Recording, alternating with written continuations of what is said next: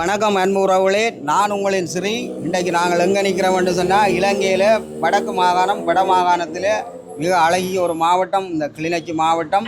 வெளியில் கொஞ்சம் அழகு கொஞ்சம் விடக்கூடிய வயல் நிலங்கள் நிறைந்த ஒரு தாயக இடமான இந்த கிளிநொச்சி மாவட்டத்தினுடைய கிளிநொச்சி மண்ணிலே கிளிநொச்சி பொது வைத்தியசாலைக்கு அருகாமையில் உள்ள அமைக்கப்பட்டிருக்கிற இந்த கேகே என்ற மண்டபத்தில் இன்றைக்கு தாயகத்தில் உள்ள சிறப்பு படைப்பாளிகளும் ஆளுமைகளுக்குமான ஒரு விருது வழங்கும் ஒரு மதிப்பளித்தல் நிகழ்வு ஒன்று இங்கே நடைபெறும். அந்த நிகழ்வுக்கு நாங்கள் வந்திருக்கிறோம். அந்த வகையில் வந்த இடத்துல தமிழ் சங்கத்தினுடைய நிறுவனராக விளங்கக்கூடிய மூத்த ஒரு கலைப்படைப்பாளி எழுத்தாளர், தமிழை பற்றி கொண்டு கூடிய ஒரு வயது முதிர்ந்தவர். அவர் யாருமல்ல, எங்களுடைய தமிழ் சங்கத்தினுடைய நிறுவனர், கிளிநொச்சி மாவட்டத்தினுடைய நிறுவனர். ஐயாவுடைய பேர் எனக்கு இயற்பெயர் பரமநாத பிள்ளை. அதை அதற்கு முதல் எங்களுடைய சேனலை பார்க்குற உறவு எங்களுடைய சேனலை சப்ஸ்கிரைப் பண்ணிக்கொண்டு வெள்ளத்தட்டி கமெண்ட்ஸ் பண்ணணும்னு கேட்டுக்கொண்டு எங்களுக்கு ஆதரவை நீங்கள் தர தான் என்ற இயற்பெயர். ஆனால் தமிழ் சங்கம் நிறுவிய பிற்பாடு அது சமஸ்கிருத பெயர் நினைத்து இரபிள்ளை என்று தமிழ் பெயராக மாற்றிட்டேன்.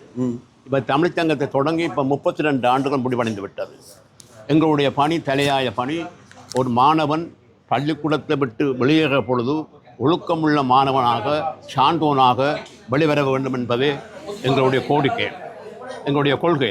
அந்த வகையில் தான் நாங்கள் இந்த புத்தகம் மாணவர் வாழ்வு திருக்குறள் புத்தகம் என்றதை அச்சிட்டு இந்த 12,000 பிரதிகள் ஏற்கனவே அடிக்கப்பட்டு விட்டது.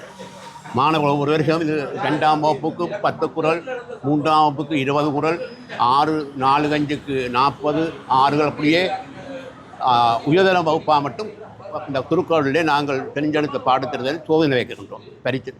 அது இது 12,000 பிரதி இதுவரைக்கும் இல்லப்பட்டில்லை. ஐயா, எவ்வளவு காலமாக இந்த தமிழை பெற்றுக்கொண்டு உங்களுடைய தமிழ் என்னுடைய சேவை கிட்டத்தட்ட 50 வரை சேவையாச்சு. 50 ஆண்டு. எனக்கு வயது 86 வயது. தமிழுக்காக பாடுவார்கள் இல்லை. நான் என்னுடைய திருமணம் 66ஆம் ஆண்டு திருக்கோளோய் தான் நடைபெற்றது. அதிலிருந்து இன்று வரைக்கும் என்னுடைய பிள்ளைகள் உட்பட 85 திருமணங்கள் திருக்குறள் ஓதி நடத்தி வைத்திருக்கோம். முல்லை மாயவதாசன் என்று சொல்லி கலைப்பயணத்துக்காக பெயர் மாற்றம் செய்யப்பட்டு வந்தவர் தான் இவர் தான். இந்த முல்லை மாயவன் அல்லது முல்லை செல்வன் என்று அறிமுகமானவர். பல படைப்புகளை பல ஆண்டு காலமாக கண்டிருக்கிறோம். ஆனால் நாங்கள் வந்த இடத்துல இவரை நாங்கள் எதேர்ச்சியாக சந்திச்சிருக்கோம். அந்த வகையில் ஐயா வணக்கம். இந்த வகையில் நீங்கள் இன்றைக்கு இந்த விருதுகளை, கௌரவங்களை பெற்றுக்கொள்வதற்காக வந்திருக்கிறோம். அந்த வகையில் நீங்கள் நீண்ட காலமாக இந்த கலைப்பயணங்களில் இருக்கிற சார்ந்து என்னென்ன படைப்புகளை செய்து வரங்கிற உறவுகளுக்கு இருக்கோம். நான் எனது 12வது வயதிலேயே நான் கலைத்துறையில் ஈடுபட்டு அந்த காலம் தொடக்கமே கவிதைகள், பாடல்கள், இசைப்பாடல்கள், சிறுகதைகள் என்று நான் செய்து கொண்டு வந்தேன். 64ஆம் ஆண்டு எனக்கு திருமணம் நடந்தது. அதன் பின்னால் இந்த கலைத்துறையின் ஈடுபாடு கொஞ்சம் அதிகரித்து கொண்டிருந்தேன். அப்போ அந்தந்த காலகட்டத்துக்கு ஏற்ப நாடகங்கள் செய்தேன். பிறகு ஒரு காலகட்டம் மாறின போது அந்த காலகட்டத்துக்கு ஏற்ப பாடல்கள், இலக்கிய பாடல்கள், வீதி நாடகங்கள், தெருக்கூத்துக்கள் இப்படியான பாடல்களை செய்து அதனால் இந்த கலைத்துறையில் நான் பிரபல்யமாகி வந்தேன். எனது எண்ணம், நோக்கம் தமிழ். அதுதான் என் மூச்சும் பேச்சும். தமிழ் வளர வேண்டும், தமிழ் ஒரு நல்ல நிலைக்கு உயர வேண்டும் என்ற நோக்கத்தில் நான் இன்று வரை அதற்காக என் கலைத்துறையை பயன்படுத்தி வருகிறேன். இன்றைய காலகட்டத்துக்கும் இன்றைய காலகட்டத்துக்கும் எப்படி இருக்கு? அன்றைய காலகட்டம் என்னை பொறுத்தவரை ஒரு ஒழுக்கமான சமூகம் அந்த காலகட்டத்தில் வாழ்ந்தது. அதில் நானும் வாழ்ந்தேன் என்ற நினைக்க எனக்கு பெருமையாக இருக்கிறது. இன்று பல காரணங்களுக்காக அந்த காலம் மாறிவிட்டது. இந்த சமூகமும் அந்த மாற்றத்தினால் ஈடுபட்டு நாங்கள் என்ன செய்கிறோம் என்ற நிலைமை தெரியாமல் எங்களை கலைத்துறையை கொண்டு எப்படி அவர்களை நாங்கள் ஒழுக்கப்படுத்தலாம் என்ற ரீதியில் எங்கள் படைப்புகளை இன்றைக்கு நாங்கள் செய்து கொண்டு வரோம். அந்த நேரத்தில் நான் படைத்த படைப்புகள் இன்றும் பல வெளிநாடுகளில் பேசப்படுகின்றது, பாடப்படுகின்றது. இந்த ஆதியாய் அவதரித்த செந்தமிழ் என்ற பாட்டுக்குரியவன் நான். ஆண்டாண்டு காலமதாய் ஆண்டு வந்த பூமி என்ற பாடக்கூடியவன் தான். இதெல்லாம் என்னுடைய பாடல்கள். இதை பாடியவர்கள் சாந்தன், குட்டிக்கண்ணன் போன்றவர்கள், முல்லைச்செல்வி போன்றவர்கள். பல பாடல்கள் வெளிவந்திருக்கின்றன. எல்லாத்தையும் சொல்லிவிட முடியாது. அந்த காலகட்டத்தில் முல்லை மாவட்டத்தில் இருந்த வீதி நாடகங்களுக்கு உரியவன் நான் தான். வீதி நாடகங்களுக்குரியவன். தெருக்கூத்துக்குழுக்கு NS மணியம் என்பவர் முதன்மைப்பட்டிருந்தார். வீதி நாடகங்களுக்கு நான் முதன்மைப்படுத்தி அந்த வீதி நாடகங்கள் மூலம் அந்த நிலைமைக்கு என்ன தேவையோ அதை உருவாக்கி கொடுத்தேன். ஆதியாயினா அநாதையா என்ற பாடலை ஸ்ரீ சாந்தனண்ணான் அவர்கள் பாடியிருந்தார். அதே போல குட்டிக்கண்ணன் என்ற எங்களோட மண்ணிலையில் இருவருமே இல்லை, ஆனால் இன்றைய பாடல்கள் வாழ்ந்து கொண்டிருக்கிறது. அந்த பாடலுக்கு சொந்தக்காரர் இவர் தான். எனக்கு அருகில் இருப்பவர் செய்திகள் வாசிப்பவர் கிருஷ்ணவுள்ளை திருமாறன். அந்த நண்பர், அந்த குரலுக்கு சொந்தக்காரன், இறுதி கணம் வரை தன்னுடைய அயராது காணொளியிலும் ஒளிபரப்பிலும் தன்னுடைய அயராது பாடுபட்டு இறுதி மணித்துளிகள் இடம்பெறும் மட்டும் ஒரு குரல் ஓங்கி ஒலித்தது. அந்த யாரும் அல்ல, என்னுடைய நண்பன் கிருஷ்ணவுள்ளை திருமாறன் அல்லது சீலன் என்று அழைக்கப்படும். பல்வேறுபட்ட கலைத்திறமைகள் இருக்குது, ஆனால் அவர்கிட்ட ஒரு தனி நேர்காணல் ஒன்று நாங்கள் செய்ய வேண்டும். அப்போ தான் அவருடைய படைப்புகள், அவருடைய திறமைகள் எல்லாம் வெளியில் கொண்டு வர முடியும். அந்த வகையில் ஒரு சிறந்த ஒரு அறிவிப்பாளர், சிறந்த ஒரு செய்தியாளர், சிறந்த ஒரு நாடக கலைஞர், நாடக படைப்பாளி, பல்வேறுபட்ட ஆளுமைகள் இருக்கிற வகையில் இன்றைக்கு நாங்கள் சந்திச்சிருக்கிறோம். வணக்கம் அண்ணா. வணக்கம். வணக்கம். இன்றைக்கு நாங்கள் சந்தித்தது பெரிய சந்தோஷம். இந்த வகையில் நீங்கள் இந்த இடத்துக்கு வந்திருக்கிறீர்கள். உங்களுடைய ஒரு சில உங்களுடைய கலைப்பயணங்கள் சார்ந்து எங்களுடைய தாய உறவுகளுக்கு சொல்லுவோம். இன்னும் ஒரு சந்தர்ப்பத்தில் நாங்கள் உங்களுடைய முழுமையான விவரங்களை கொண்டு வருவோம். நிச்சயமாக இந்த நிகழ்வு எங்களுடைய அதாவது 2009ஆம் ஆண்டு கால பகுதிக்கு முன்னர் அரசியல் துறையில் ஈடுபட்ட ஒரு போராளி என்று சொல்லலாம். அவங்களுடைய திலக் அவர்கள், கிரி அவர்களுடைய ஆளுமைகளின் வெளிப்பாடாக பல ஆளுமைகளை அவர்களுடைய வெளிப்பாடுகளை கொண்ட ஒரு புத்தகமாக இன்றைக்கு வெளிவர போது அதுக்கு நாங்கள் அறிவிப்பாளராக வந்திருக்கிறோம். நானும் என்னுடைய சக அறிவிப்பாளர் கொச்சவையும் வந்திருக்கிறோம். வைரக்குடுவி என்ற தலைப்பில் இந்த நூல் வெளியிடப்படுது. 10 மணிக்கு ஆரம்பமாகிறது. இப்போ அதுக்கான ஏற்பாடெல்லாம் நடந்து கொண்டிருக்கு. உண்மையாகவே பார்க்க போனால் இந்த எங்களுடைய தாயகத்திலே இருக்கக்கூடிய அற்புதமான கலைஞர்கள் அல்லது கவிஞர்களுடைய வெளிப்பாடுகள் என்பது தெரியப்படுத்துவது மிக குறைவாகவே இருக்குது. வெளிநாடுகளிலே அல்லது வேறு இடங்களிலே இருப்பவர்களுடைய வெளிப்பாடுகள் தான் கூட வருகிறதே தவிர எங்களுடைய தாயகத்துக்காக பாடுபட்ட கலைஞர்களுடைய வெளிப்பாடுகள் வருவது குறைவு. இது உண்மையாகவே நான் திலக்கை பாராட்டுகிறேன். நிச்சயமாக ஒரு புலம்பெயர்ந்த நாட்டிலே இருந்து கொண்டு எங்களுடைய தாயகத்தில் இருக்கக்கூடிய பல கலைஞர்களுடைய வெளிப்பாடுகள், அவர் எல்லா கலைஞர்களையும் கொண்டு வருவார். இப்போ ஒரு தொகுதி கவிஞர்கள் அல்லது கலைஞர்களுடைய வெளிப்பாடுகளை கொண்டு வந்திருக்கார். அருமையான ஒரு செயற்பாடு. இதுபோல் இன்னும் பலவிதமான செயற்பாடுகளை திலக்க கிரி செய்ய வேண்டும் என்பது என்னுடைய அவா. நிச்சயமாக இங்கே இருக்கிற போது தான் வாழ்த்த வேண்டும். அவரை வாழ்த்துவது பெரிதல்ல, இருக்கிற போது அவர்களை வாழ்த்த. அதுபோல இந்த விஷயமா இந்த நிகழ்விலே வந்திருக்கிறார்கள், நிறைய ஆளுமைகள் வந்திருக்கிறார்கள். எனவே இந்த நிகழ்வை இங்கே உங்களுக்கு நான் நன்றி சொல்றேன். நிச்சயமாக ஒரு நல்ல வெளிப்பாடுகளை நாங்கள் கொண்டு வர வேண்டும். நன்றி.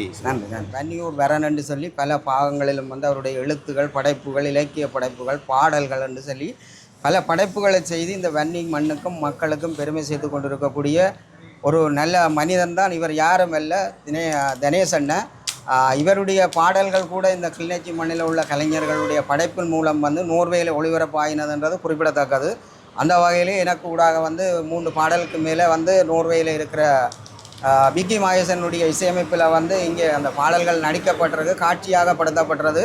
அதை விட இந்த யுத்தத்துக்கு பிற்பாடு தொடர்ச்சியாக அளப்பெரிய சமூக மேம்பாட்டுக்காக, சமூக மக்களுக்காக, கலைக்காக, தமிழ் உறவுகளுக்காக கலை இலக்கிய படைப்புகள், நாடக வடிவங்கள், எழுத்துகள், பாடல்கள் மூலம் தன்னை வெளிப்படுத்தி கொண்டு மக்களுக்கு ஒரு பெரிய சேவை ஆற்றி கொண்டிருக்கிற மனிதன். அன்புக்குரியவர் தினேசண்ணை அவர்களை இன்றைக்கு நாங்கள் சந்திப்பதில் பெரும்பல. வணக்கம் அண்ணா. வணக்கம். இந்த வகையில் எதேர்த்தியாக நாங்கள் சந்திச்சிருக்கிறோம். என்னென்னா தொடர்ந்து 2 பேருக்கும் ஒரு இடைவெளி ஒன்று. அந்த வகையில் உங்களுடைய கலைப்பயணங்கள் தான் சுருக்கமாக என்னென்னா தனித்தனிப்பு நேர்காணல் உங்களை செய்ய வேணும். இருந்தாலும் இந்த குறுகிய கால தமிழ் இளைஞர் யுவதிகளுக்கு எங்களோட மக்களுக்கு தேவையான ஒரு சில விடயங்கள் இந்த கலைகள் மூலம் எப்படி எங்களோட மக்களை ஆற்றுப்படுத்தலாம், எங்களோட எழுத்துகள் மூலம் எப்படி எங்களோட அடுத்த சமூகத்தை கொண்டு போகலாம் என்ற விடயங்களை நாங்கள் எங்களோட உறவுகளுக்கு நிச்சயமாக உண்மையில் எங்களுடைய தாயகத்தை பொறுத்தவரையில் சமகாலத்தில் நிறைய சமூக பிறழ்வுகள் அல்லது சமூக சீர்கேடுகள் எல்லாம் இப்போ மலிந்து காணப்படுகின்ற ஒரு சூழ்நிலை நாங்கள் செய்தி ஊடகங்களூடாகவும் நேரடியாகவும் கண்டு கொண்டிருக்கிறோம்.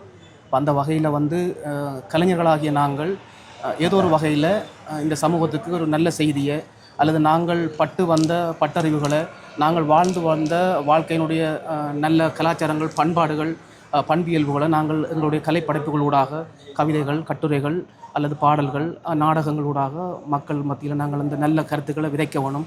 ஏனென்று கேட்டால் நாங்கள் எப்படி வாழ்ந்த என்றது நாங்கள் 2009ஆம் ஆண்டுக்கு முற்பட்ட காலப்பகுதியில் ஒரு பசுமை மிகுந்த ஒரு வளமான வாழ்வியலை நாங்கள் வாழ்ந்து கடந்து வந்த நாங்கள்.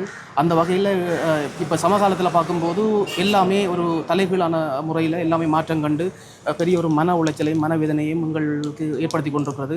ஒரு நல்ல உள்ளங்கள் உண்மையில் இந்த தாயகத்தில் வாழ்கிறதுக்கான ஒரு பெரிய ஒரு சவாலையும் பெரிய போராட்டங்களையும் சந்தித்து கொண்டிருக்கிற இந்த சூழ்நிலையில் உண்மையில் கலைஞர்களாகிய நாங்கள் எல்லோருமே ஒரே நேர்கோட்டில் நாங்கள் எல்லோரும் பயணிக்க வேணும்.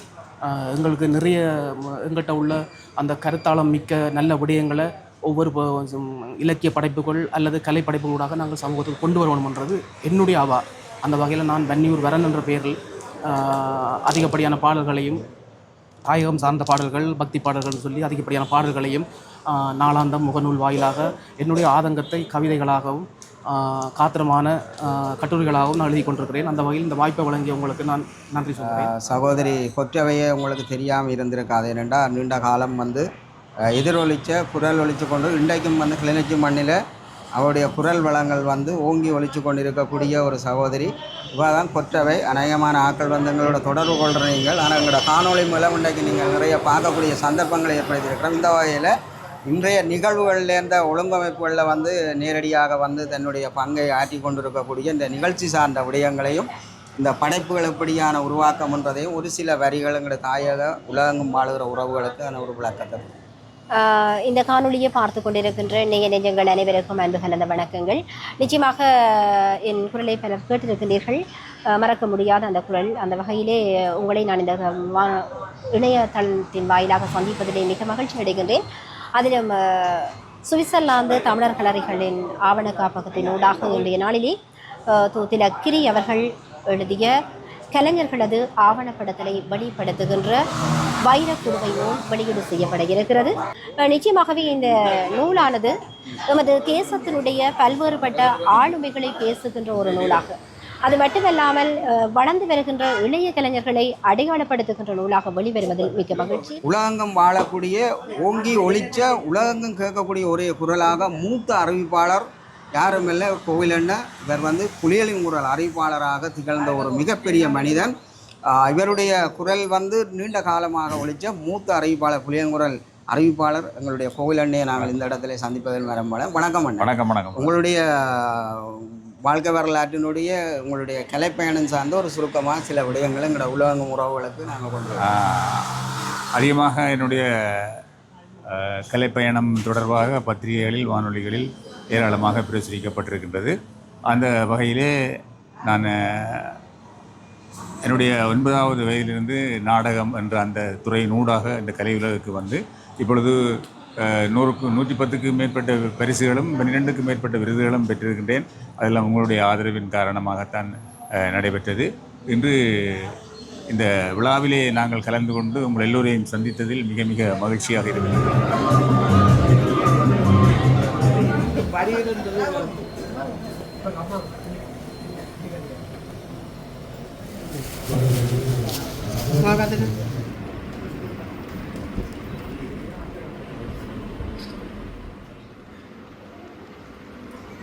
அவரை தொடர்ந்து மங்கள விளக்கை ஏற்றி வைப்பதற்காக கிளிநொச்சி மாவட்ட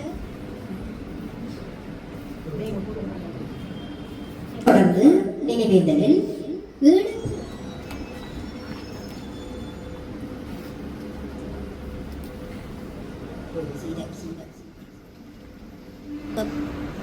சீராரும் வதனமென திகழ்வரத கண்டமிதில் தக்கணமும் அதிசிறந்த திராவிடனர் திருநாடும் தக்க சிறு பிறை முதலும் தரித்தனரும் திலகமுமே அத்திலக வாசனை போல் அனைத்துலகும் இன்பமுற எத்திசையும் புகழ் மணக்க இருந்த பெரும் தமிழடங்கே பல்லுயிரும் பலபுலகும் படைத்தளித்து துடைக்கினுமோ எல்லையரு பரம்பொருள் முன்னிருந்தபடி இருப்பது போல் கன்னடமும் கலிதெலுங்கும் கவின் மலையாளமும் துளுவும் உன்னுதர துதித்தெழுந்தே ஒன்று பல ஆயிடினும் ஆரியம்போடு உலகவள கலிந்தொழுந்து சிதையாவும் சீரிழமை திரும்பியந்து செயல் மறந்து வாழ்த்ததுமே வாழ்த்ததுமே வாழ்த்ததுமே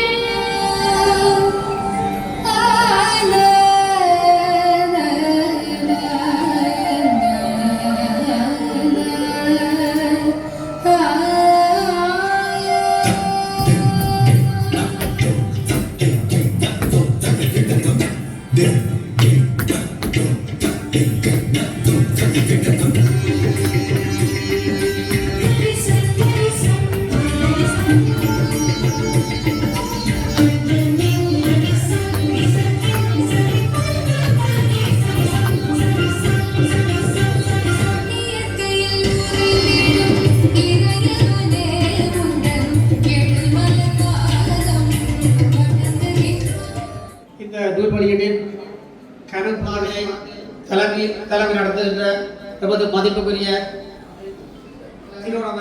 வருகையின வரவேற்றுக் கொள்கின்றோம்.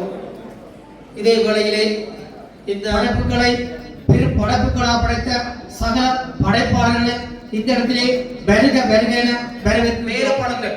அப்ப இந்த நூலினை வடிவமைத்து வெளிநாட்டிலிருந்து இதை நெறிப்படுத்திக் கொண்டிருக்கின்ற மதிப்புக்குரிய அண்ணன் நண்பர் கல்விசாரர் ஆசிரியர் பாலபண்டிதர் மொழி ஆய்வாளர் கவிஞர் பாடலாசிரியர் நாடகாசிரியர் நினைவில் கொண்டிருக்கிறது. எழுத்தாளர் அப்போதைய முகநூல் பதிவு கூட விழிப்புணர்வையும் வியப்பையும் பெறும் வகையில் குறிப்பிட ஆவணப்பட இயக்குனர் திரு மதிஸ்கா.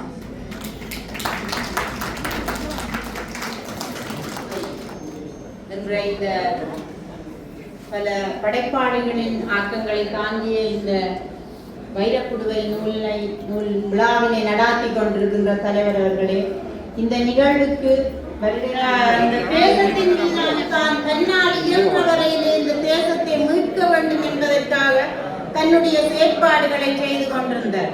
அதைவிட 2005ஆம் ஆண்டு